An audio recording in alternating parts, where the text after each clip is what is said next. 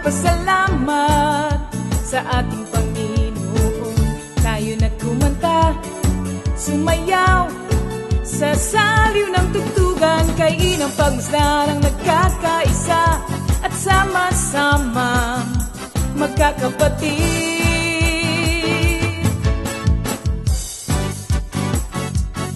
Tayo na sumamba, kumanta. Tayo na sumamba, sumayaw kay Jesus. Kayo na at sumamba, magpasalamat sa ating Panginoon. Tayo na kumanta, sumayaw sa saliw ng tugtugan, kay inang pagmasdan ang nagkakaisa at sama-sama magkakapatid. Ibigay kay Jesus ang iyong problema. Magdasal, maghintay, magtiwala. Sa oras ng pangangailangan, si Jesus ang katugunan. Si Jesus ang ating Panginoon, kailanman di Kanya iiwan. Si Jesus ang ating Panginoon, kasama sa lahat ng oras. Papuri at pasasalamat tanging sa'yo, alay. Tanging sa'yo, alay.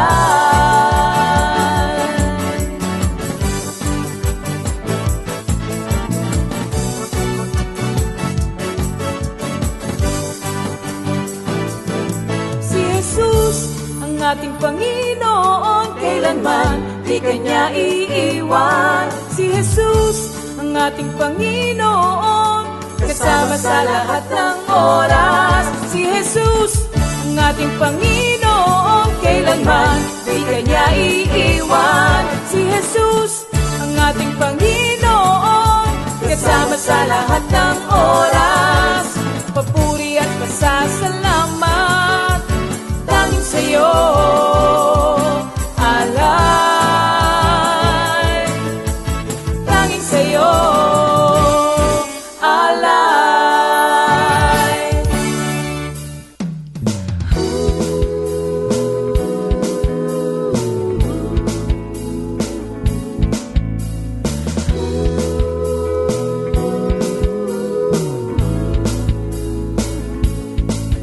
Pinagpalang buhay ang kaloob ng Diyos sa lahat ng tao.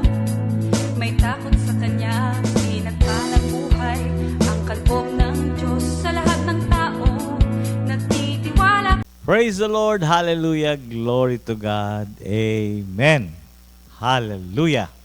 Good evening once again, mga kapatid. Welcome to our midweek Bible study. Ayan. Patuloy tayo magpuri at magpasalamat sa ating dakilang Diyos Ama sa patuloy niyang pagkakaloob sa atin ng kalayaan. Kalayaan na makarinig ng kanyang magandang balita. Hindi lang magandang balita, mabuting balita. Yan. But before anything else, tayo muna po ay sama-samang manalangin sa ating dakilang Diyos Ama at humingi ng gabay at patnubay sa Kanya sa oras nito. Hallelujah, hallelujah, hallelujah. Purihin ka o kataas-taasang Diyos Ama sa langit. Tunay kang dakila, mapagmahal.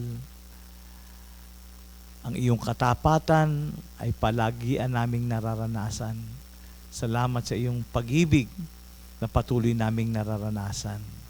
At sa gabing ito, narito po kami at muli naming inaalay ang aming mga sarili sa iyo bilang mga handog na buhay. Ama, sa gabing ito, muli po kayong mangusap sa aming lahat upang ang buhay namin ay patuloy na magbigay papuri sa iyo. Magpatuloy na magbigay kaluwalhatian sa iyong dakilang pangalan. Sapagkat sa iyong mga salita, aming matututunan ang buhay na magbibigay kaluguran sa iyo. Ama, linisin niyo po kami, ang aming puso't kaisipan, kung may mga bagay na hindi nagbigay kaluguran sa iyo, Panginoon. Kami po ay nagpapakumbabang lumalapit sa trono ng awa at humihingi ng kapatawaran. Linisin niyo po ang aming puso't kaisipan upang maging karapat-dapat kaming pagsidla ng iyong mga banal na salita. Ama, itinataas ko po sa iyo ang mga gagamitin mo sa gabing ito mula sa praise and worship, Lord, sa Comfy Music Ministry, sa band, sa song leader, at lalong-lalo na sa pagbibigay ng iyong mga banal na salita, ng iyong pagtuturo, Panginoon. Lord, we ask for your double portion of your anointing. Sapagkat tunay na wala po kami magagawa kung wala kayo. Salamat, Ama. May your name be glorified tonight. And again, we bring you back the highest praise, glory, and honor. In Jesus' mighty name we pray. Amen. Ayan. Okay, some announcement. Sa nalalapit po nating March 7, which is Saturday, alas 9 ng umaga, ang ating coordinators meeting. Ayan. Lahat ng coordinator at assistant coordinator ay malugod naming inaanyayahan upang ma-refresh natin yung ating, sabihin natin kung paano maging coordinator at anong trabaho ng coordinator. Ayan. Para maganda ang maging flow ng ating mga individual prayer meeting. Para malinaw sa ating lahat. Again, sa Sabado na po yan, March 7, 2026. Dito po sa ating Parañaque Worship Center po gaganapin. Yung ating mga assistant coordinator, kasama po kayo. And also kindly contact Sister Maripas. Yan. Sister Maripas Orlina sa ating Facebook Messenger. Ayan. Sister Maripas, yes. O Maria Paz. Ayan, hindi Maripas. Maria Paz Orlina. Facebook Messenger para po sa ating head count. Ayan. Para malaman po natin kung ilan ang darating. Ayan. And of course, hindi natin makakalimutan ng ating mga kapatid na nagse-celebrate ng kanilang special day ngayong March 4, 2026 sa pangunguna ni si Teacher Principal Tess Francisco. Happy birthday, kapatid. Happy birthday. Ayan. And Brother Mike Siapo. Ayan. Sister Annie De Jesus. Brother Brian Uson. Sister Joy Ann Valle. Sister Nila Samodio, Brother Efren Flores, Brother Justin Ayap, Sister Andrea Ballester, Brother Justin Dikitanan, and Brother Rodel Concepcion. Parang graduation. Happy birthday mga kapatid at Brother Bong, batiin natin sila.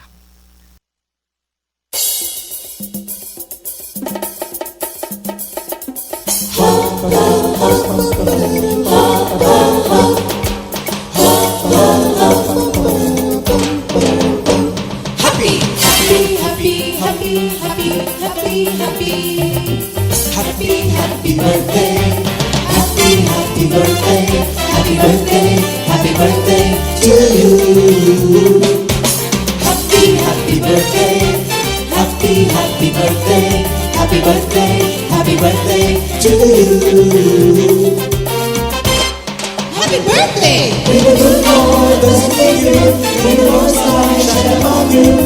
Happy, happy birthday to you. Happy, happy birthday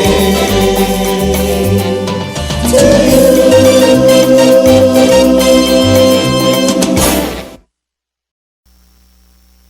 Yan. Hallelujah. Happy birthday and enjoy your day. Thank you, Jesus. Yan, mga kapatid. Let's prepare ourselves. Tawagin na natin ang mga matatawag natin sa loob ng bahay natin upang sabay-sabay tayong umawit, magtaas ng kamay, sumayaw sa pagpupuri sa ating dakilang Diyos. And tonight, let's welcome the praise and worship team.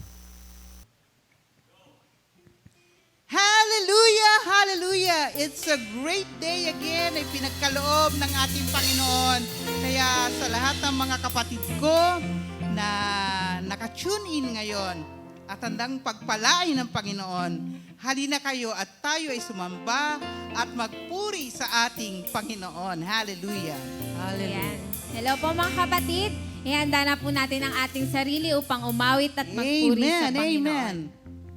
Isang mapagpalang araw po sa ating lahat. Amen. At ito po ay, tayo po ay magpapasalamat, magbigay ng papuri sa ating Hallelujah. Panginoon. Kaya samahan niyo po kami sa pag-awit sa ating Panginoon. Hallelujah! Hallelujah! Give thanks to the Lord for He is good. His love endures forever. Give thanks to the God of gods. His love endures forever. Give thanks to the Lord of lords. His love endures forever. Palakpakan po natin ang ating Panginoon. Hallelujah! Ayan. Awit po tayo mga kapatid. Thank you, Lord. Thank you, Mahal Lord. ba natin ang Panginoon? Amen. Amen. Kaya awitan natin ang Panginoon. Hallelujah. Praise the Lord. Woo! Glory to you, Lord Jesus.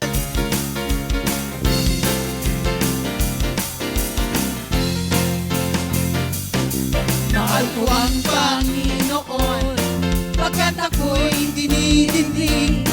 Dinidinig niya ako sa dalangin ko't ibig. Ako'y kanyang dinirinig sa tuwing ako'y tumatawag. Kung ako ay tumatawag, sinasagot niya agad. Isan pa! Mahal ko ang Panginoon, pagkat ako'y dinirinig. Dinirinig niya ako sa dalangin ko't ibig. Ako'y kanyang dinirinig tuwing ako'y tumatawag. Kung ako ay tumatawag, sinasagot niya agad. Manali ka o puso ko, sa Diyos ka magtiwala. Pagkat siya ay mabuti, di marunong magpabaya. Manali ka o puso ko, sa Diyos ka magtiwala. Dalangin ko't dalangin mo, inidinig niya. Minsan pa, mahal ko ang Panginoon. Mahal ko ang Come on, let's Panginoon, stand. pagkat ako'y dinidinig. Dinidinig niya ako sa dalangin ko't ibig. Ako'y kanyang dinidinig tuwing ako'y tumatawag. Kung ako ay matawag, sinasagot niya agad.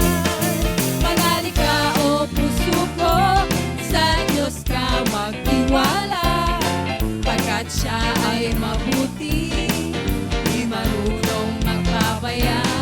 Manali ka o puso ko, sa Diyos ka magtiwala. Dalangin ko't dalangin mo, dinirinig niya.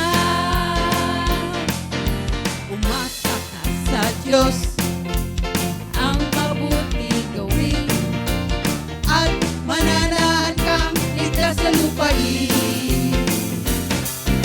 Sa Diyos mo hanapin ang kaligayahan, at ang pangarap mo'y iyong makakamtan. Minsan pa, umasa ka sa Diyos. Umasa ka sa Diyos, ang mabuti gawin, at mananahan kang ligtas sa lupain.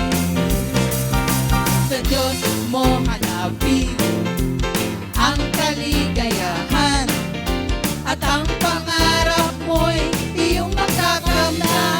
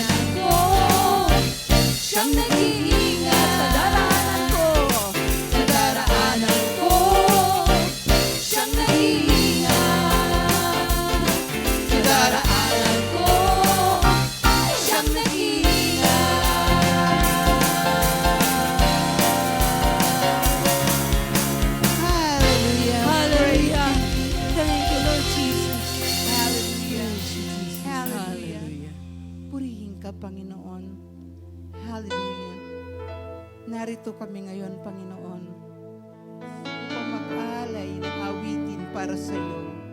Salamat po sa kabutihan mo sa aming buhay. Salamat sa pagliligtas mo sa amin. Salamat sa kapatawaran ng aming mga kasalanan. Tunay nga po na ikaw lamang, Panginoon, ang aming sasambahin. Kamangha-mangha ang iyong mga gawa, Panginoon. Hallelujah. Hallelujah. Thank you, Jesus.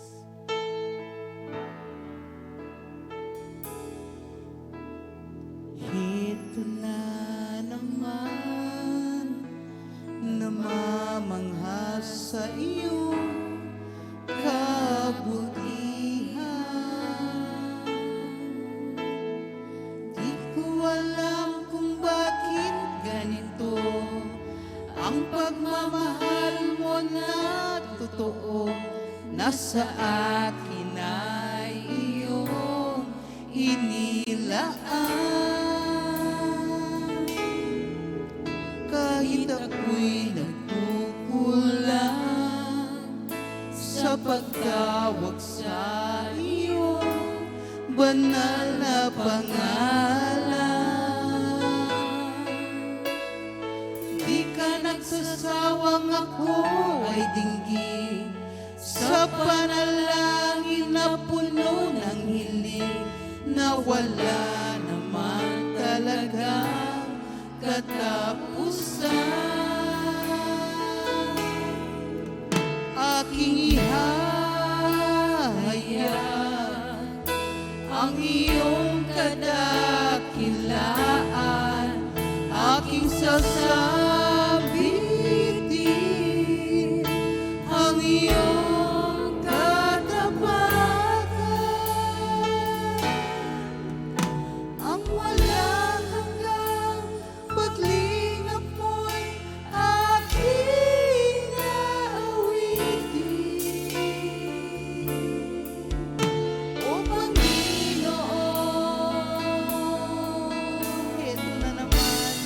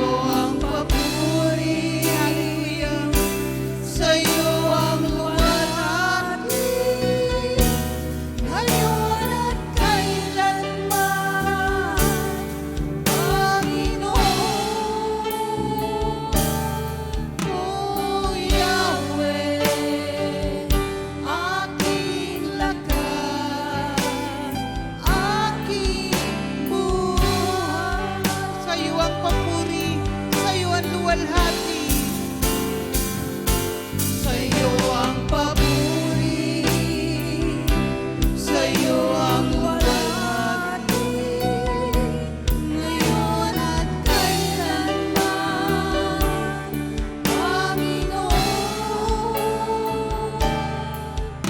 O Yahweh, aking lakas, aking buhay. I give you praise, I give you glory, I give you praise, hallelujah. I give you glory, now and forever. My Lord, oh Yahweh, you are my strength, you are my, I give you praise, I give you glory, I give you praise, I give you glory, now and forever. My Lord, oh Yahweh, you are my strength, you are my life.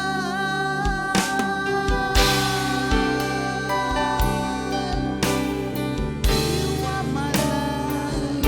Oh, hallelujah. You are my strength, my Lord. I give you praise. I give you glory. You are my God, my Lord and my Savior. Hallelujah. My Lord and King. We praise you, my Lord. Hallelujah. Glory, glory to you, Lord Jesus. You are my life, my Lord. Hallelujah. Hallelujah. Thank you, Jesus. Oh, praise you, my Jesus. Glory, glory to you. Hallelujah. Palakpakan natin ang ating Panginoon. Hallelujah. Thank you. Glory, glory to you, Lord Jesus.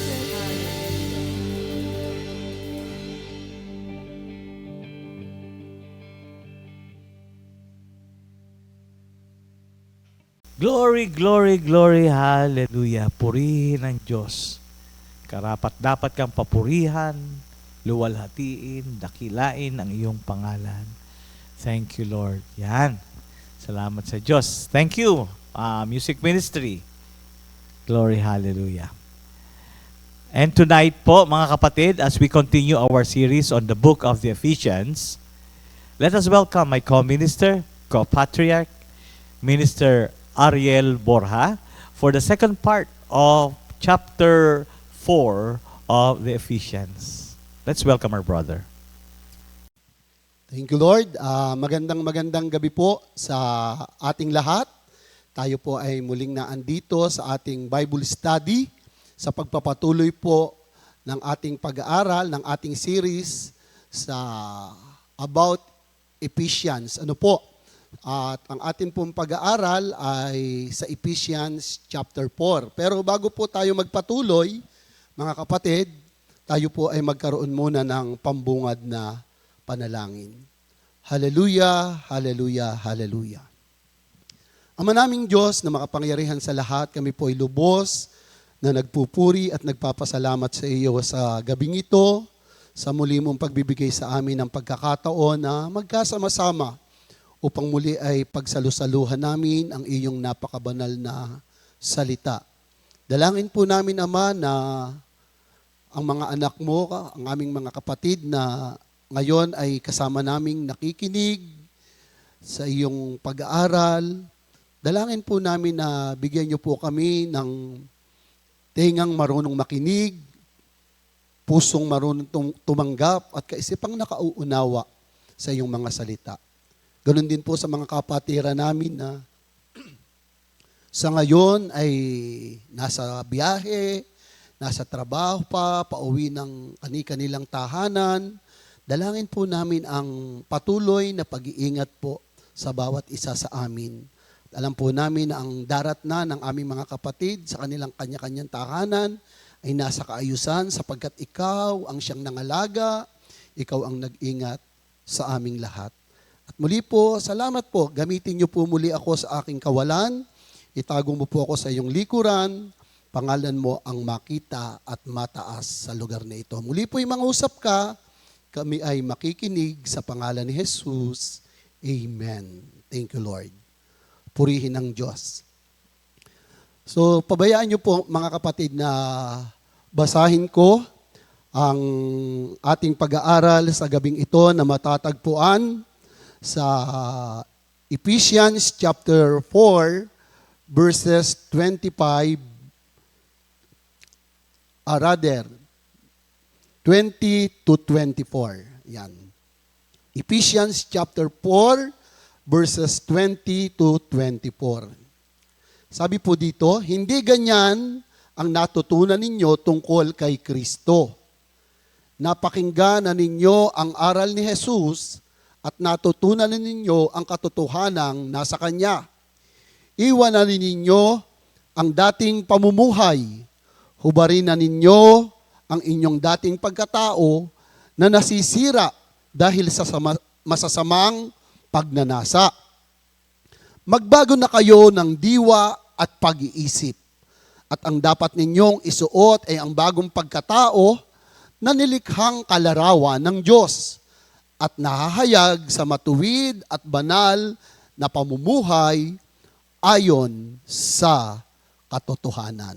Amen. Thank you, Lord. At muli po, mga kapatid, purihin ang Diyos at magandang gabi po sa ating lahat, lalong higit ay sa ating Panginoong Hesukristo. Yan. So, ito po ay pagpapatuloy muli ng ating series about dito sa Book of Ephesians. Ano po? Diyan po na napag-aralan natin ng mga nakaraang araw, nakaraang linggo, kung sino ba ang sumulat. Ito ay sulat ni San Pablo sa mga doon sa lugar sa Efeso sapagkat nagkakaroon nga ng pagtatalo po. Kaya ang isa sa itinuturo ng sulat ni San Pablo sa mga taga-Efeso ay yung pong pag-aaral na itinuro sa atin ni Minister Jerry nung nakaraang linggo about unity in the body of Christ.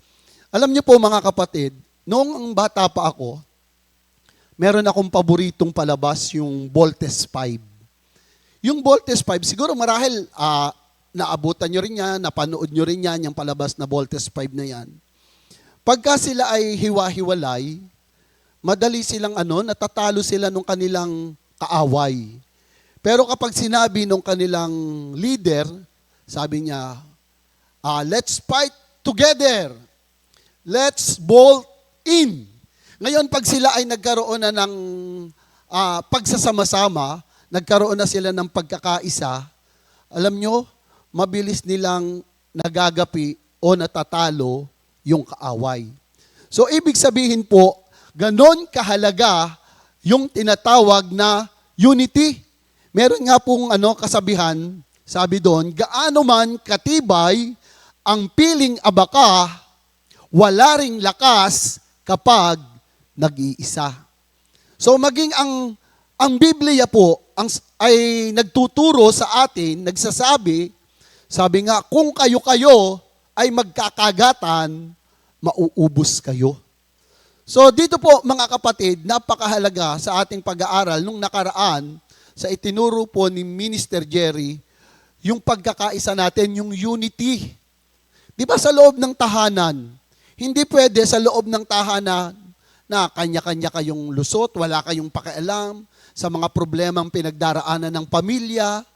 Di po ba, pagka ganon na walang pakialam ang nasa loob ng tahanan, nagiging mas magulo pa. May problema na nga dahil walang pagkakaisa, mas lalong lumalabo ang relasyon, mas lalong nagugulo ang pamilya. Pero kahit anong bigat po ng ating pinagdaraanan, Subalit tayo ay nagkakaroon ng pagkakaisa kahit po mabigat yung ating pinagdaraanan, gumagaan. Kaya nga sabi, no man is an island. Kailangan natin ang bawat isa para kapag may unity, mas aayos, mas lalago, mas uunlad ang pagsasamahan, unang-una sa miyembro ng pamilya, kahit dito sa church. Alam nyo, meron nga po ang prayer meeting ko po ngayon doon sa Paniki, sa Kuyapo, sa Kapas. At marahil ito po ay kilala ng marami yung isa nating kapatid doon sa Kuyapo, si Sister Esther. Hello, Ate Esther. Alam niyo po mga kapatid, si Sister Esther, siya po ay hindi napagkalooban ng paningin. Pero grabe po ito. Pag sinabi mo yung mga special occasion, birthday ng mga manggagawa, lahat alam niya kung kailan. Tapos pag may sinabi kang date, alam niya kaagad kung anong araw yun. So ibig sabihin, kung bakit ko ito na-share, ipinakikita dito na lahat tayo, wala tayong pwedeng ipagmalaki. Sapagkat ang ating kapwa, meron siyang kakayahan na hindi natin kayang gawin. At meron din naman tayong kayang gawin na minsan ay hindi kayang gawin ng ating kapwa. So kailangan natin ang bawat isa. Kailangan natin ng unity upang sa ganon mapagaan ang ating mga dapat gawin o ito man ay mga ating pinagdaraanan sa buhay. Kaya salamat sa mga paalala ng salita ng Diyos upang tayo ay lalong maging masipag, lalong maging matatag, lalong maging maayos ang paglilingkod sa ating Panginoon. At dito naman po sa ating pag-aaral, dito sa Ephesians chapter 4, verses 20 to 24, ang ipinaaabot po sa atin ng pag-aaral na ito po ay nagtuturo sa ating lahat na napakahalaga na makilala pa natin ng lubusan si Kristo. Diba yung ating bagong acclamation na to know Him more, to love Him more, to serve Him more.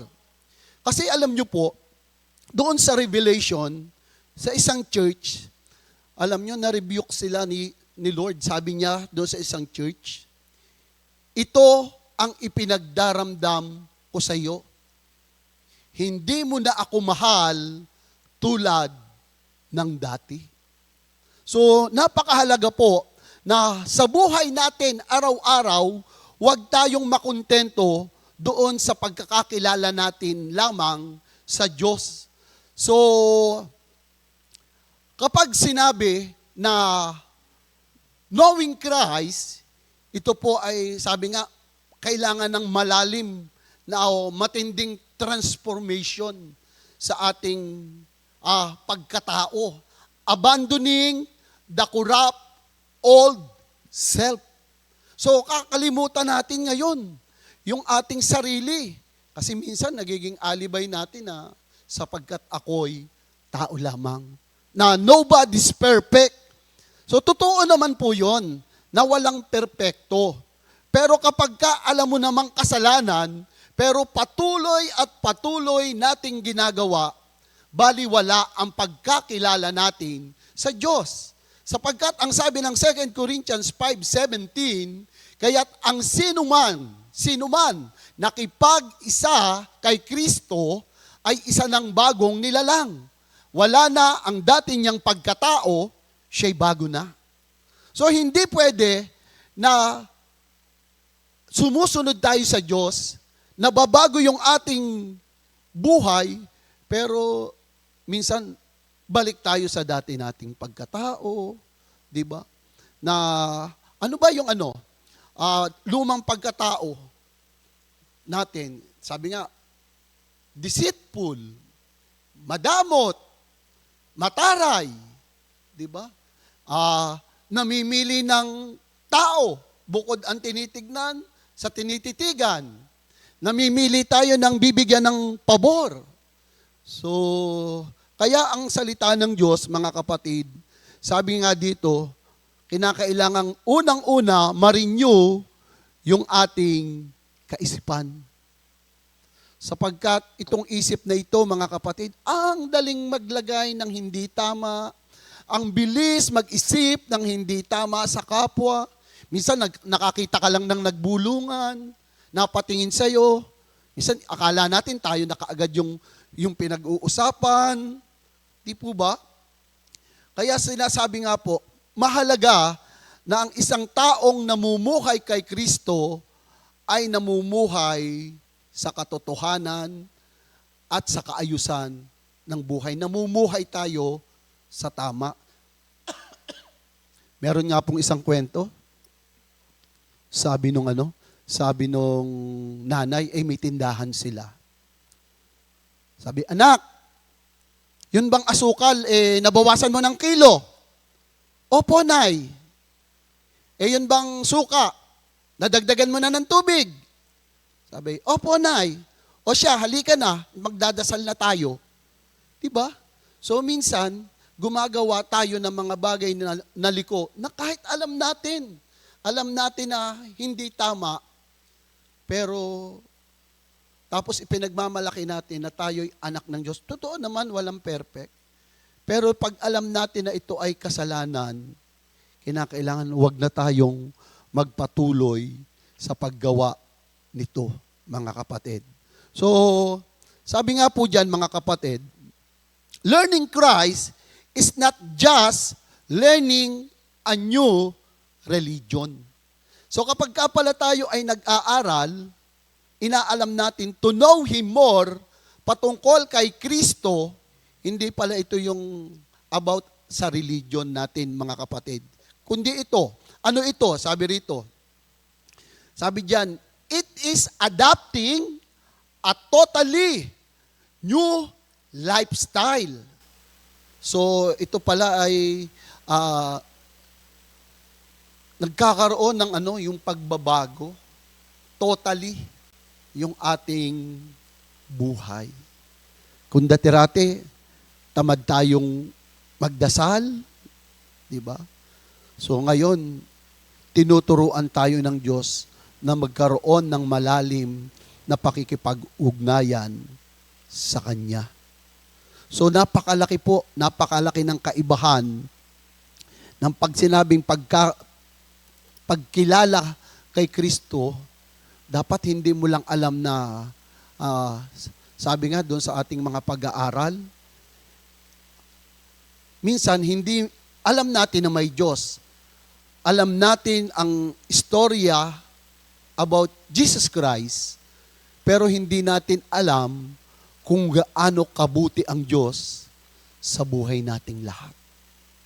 Hindi natin alam na sobra pala ang pagmamahal na iginagawad ng Diyos sa Kanyang mga anak. Kaya sabi diyan, mga kapatid, sa mundo, yung dati nating buhay, puno ng takot, puno ng pag-aalala, puno ng sama ng loob, inggit, hindi makapagpatawad, kurap yung ating kaisipan, ang dinadaanan natin ay yung mga lugar, landas, na hindi kalugod-lugod sa Diyos. Pero dahil binigyan tayo ng Panginoon ng pagkakataon na makilala siya, kaya ngayon nauunawaan natin, nasasabi natin, ito pala ang dahilan kung bakit ako tinawag ng ating Panginoon.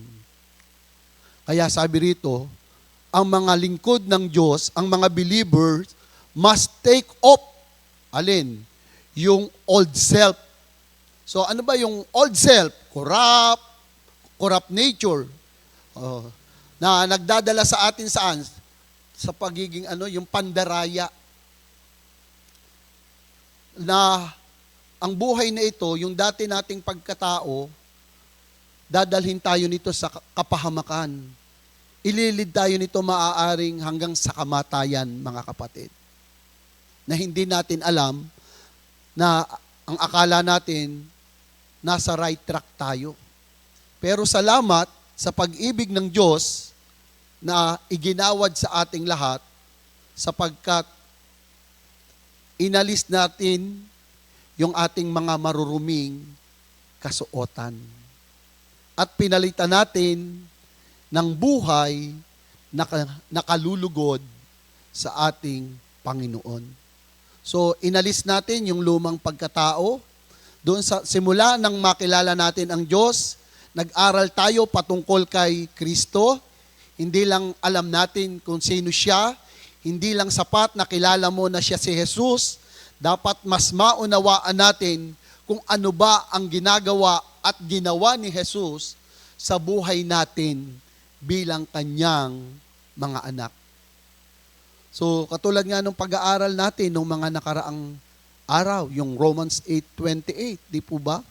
Minsan akala natin, dahil dumadaan ka ng mga pagsubok sa buhay, dahil ganito, nahihirapan ka, minsan maiisip mo, hindi mabuti ang Diyos. Mali po tayo roon.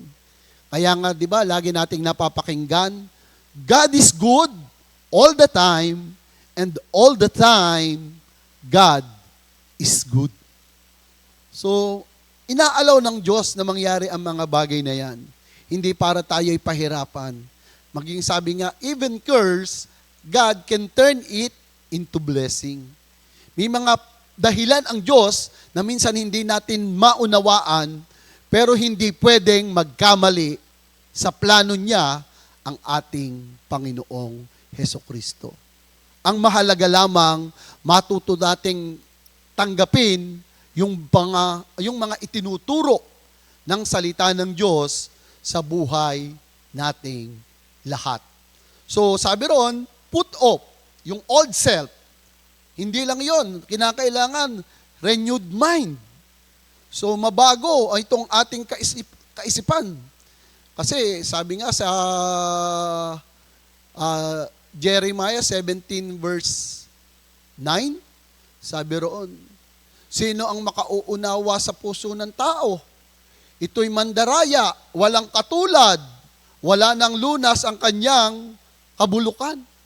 Mabuti na lang, sabi doon sa Ezekiel 36 verse 26, dahil nakilala natin si Kristo, sumunod tayo sa kalooban ng Diyos, sabi roon, bibigyan niya tayo ng bagong puso at bagong espiritu.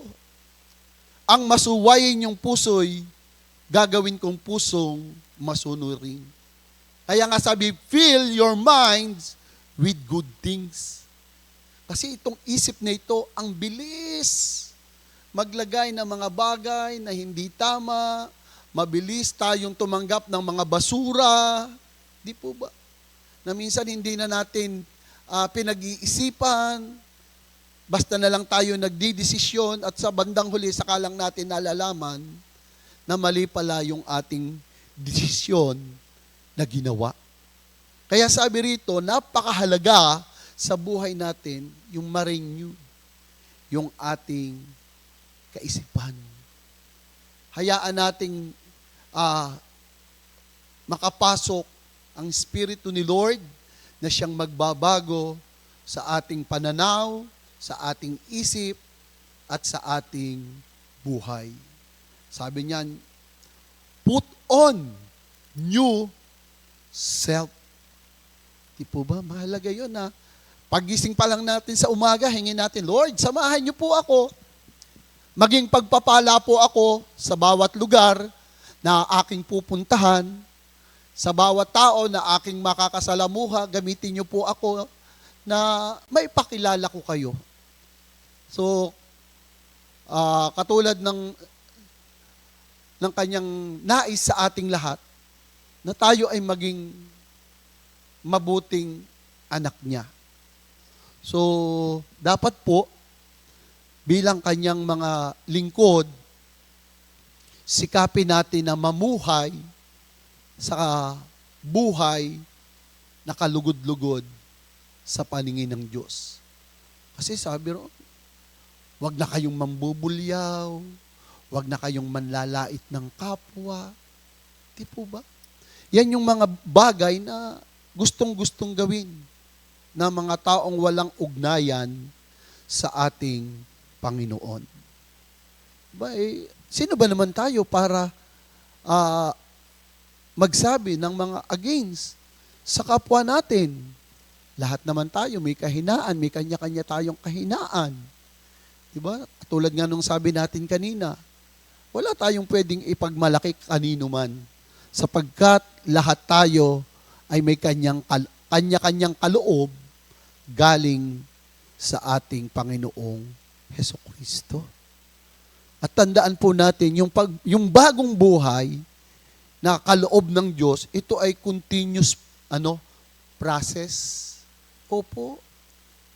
Huwag nating isipin, sabi nga huwag mag-akala ang sino man na siya'y nakatayo. Baka siya mabuwal. So huwag nating isipin, ako okay na ako. Hindi po. Kaya nga continuous yung ating pag-aaral to know Him more, to love Him more, to serve Him more. Patuloy yung pag-aaral natin upang patuloy pa nating makilala si Kristo. Sabi nga ay hindi pwede, ang pwede na. Kinakailangan patuloy pa rin tayong nagbabasa. Kasi minsan ang tao dahil matagal nang nakaririnig ng salita ng Diyos, ngayon, mas mahalaga na ang post sa Facebook, sa social media, kaysa magbasa ng Biblia. Ang paalala ng salita ng Diyos, sabi, kung gusto mong magtagumpay, kung gusto mong guminhawa ang buhay mo, sabi doon sa Joshua 1 verse 8, anong requirements? Huwag mong kaligtaang basahin ang aklat na yaon. Dili-dilihin mo yon araw-gabi upang matupad mo ang nasusulat doon. Sa gayon, giginhawa ka at magtatagumpay. So para pala maging maayos ang buhay ng tao, ang sikreto, lagi tayong nakaugnay sa Diyos. Patuloy tayong nag-aaral patungkol sa ating Panginoon. Huwag nating maging laman ng kaisipan yung salitang, alam ko na yan. Naalala ko nga po yung lolo ko. Nung bata pa ako, sabi niya sa akin, Apo, tatandaan mo na ang pag-aaral ay hindi natatapos sa 4 na sulok ng eskwelahan. Kinakailangan mga kapatid, araw-araw sa ating mga nakakasalamuha, sa bawat lugar na ating napupuntahan, na matutuhan natin na tumanggap, na patuloy tayong mag-aral, lalong-lalo sa salita ng ating Panginoong Hesukristo. Sapagkat ito ang nais niya sa buhay natin. So, kinakailangan as a Christian, as a son and daughter of God, identify natin, recognize natin yung mga luma nating gawi, yung mga bagay na hindi nakalulugod sa Diyos. Ngayon, kapag alam natin na hindi ito tama. So, anong gagawin natin? Kung ipinakita sa Diyos, na-recognize mo, na-identify mo na ang gagawin mong ito ay hindi kalugod-lugod sa Diyos, huwag na natin gawin. Huwag na tayong magpatuloy. Sapagkat ang isang lingkod ng Diyos ay hindi nagpapatuloy sa pagkakasala. So, i-identify natin. Binigyan naman tayo ni Lord ng gift of discernment. So, alam natin yan. Binuksan natin ang ating mga mata ng Panginoon pagdating sa mga bagay na ito. Diba? Yung pag-aaral po natin nung Sunday, yung pagtukso kay Jesus. So, hindi lahat ng magagandang ini-offer sa iyo sa ating harapan, akala natin, okay to. Ay, tama to. Pwede to. Maganda to. Kikita ako dito. Diba? So, kinakailangan alam natin, i-identify, alam nating ma-recognize kung ito bang bagay na ito ay magdadala sa akin sa kabutihan o baka ito ay pwedeng magdala sa akin patungo sa paglayo sa ating Panginoong Hesukristo. Kaya nga, sabi doon, ngayon, na-identify mo na natin. So, renew. Replace selfish thinking with God's truth. So, balikan uli natin yung pag-aaral natin nung Sunday. Di ba? Imagine, yung kaaway, si Satan, gumagamit ng scripture, mga kapatid.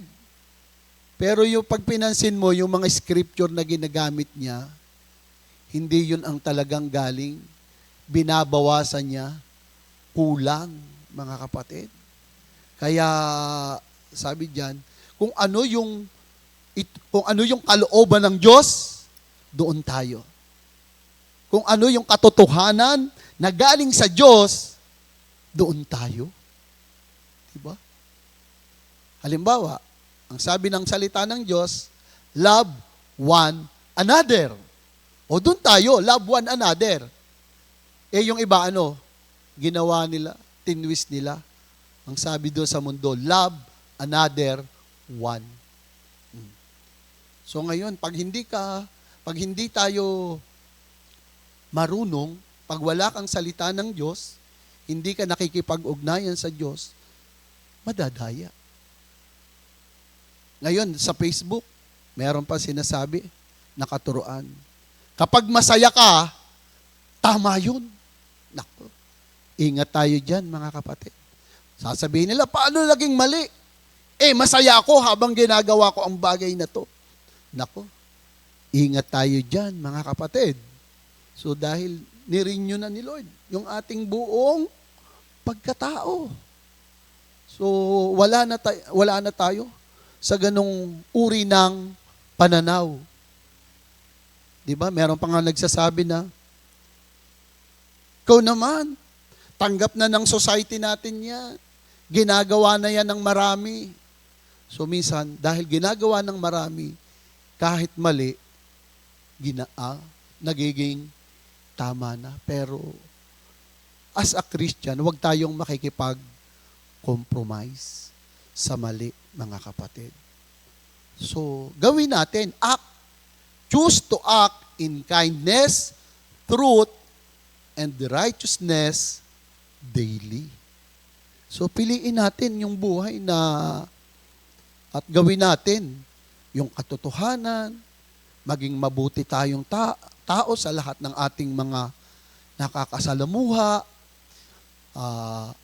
iwaksin na natin sa ating kaisipan ang manglamang sa ibang tao.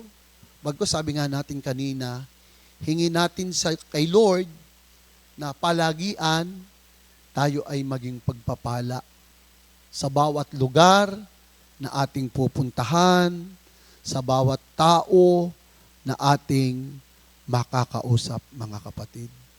Kaya itong Ephesians 4:20-24, ito ay paalala sa ating lahat, mga kapatid, na mahalaga mas makilala pa natin si Kristo.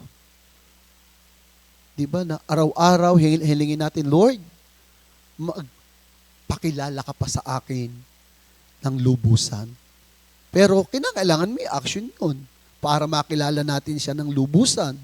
Gawin natin ang kanyang kalooban, palagian tayong makipag-ugnayan sa kanya, manalangin.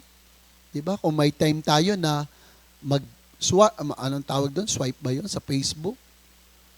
Diba? Ilang oras yung ating ginugugol para panoorin ang mga palabas. Wala namang masama. Pero mas bigyan natin ng panahon sa buhay natin ang makipag-ugnayan, palagian sa Diyos. Kasi ito yung armas natin, mga kapatid. Ang pakikipag-ugnayan sa Diyos, yung pagkakilala sa Diyos, ito yung magiging armas natin sa lahat ng hamon ng buhay na ating haharapin. Kasi hindi dahil tayo ay mga Kristiyano na exempted tayo sa mga problema. Dadaan tayo sa mga ganyang sitwasyon, mga kapatid. Ang sabi ko nga doon sa mga prayer meetings na aking napuntahan, hanggat hindi ka pa kinakantahan ng hindi kita malilimutan, ay expect mo, expect natin na daraan tayo sa ganyang sitwasyon. Sa mga hamon ng buhay, matites ang ating pagiging Kristiyano, yung ating sinasabing bagong buhay kay Kristo. Pero kung sakali man na may mga panahon na tayo ay bumagsak, huwag kang manatili na nakabagsak. Hanapin natin yung daan patungo, pabalik sa ating Panginoong Hesukristo. Sapagkat ito ang inaasahan sa atin ng Diyos. Ang bagong buhay, nakalugod-lugod at nakaugnay sa Kanya. In Jesus' name, Amen. 2 Timothy 2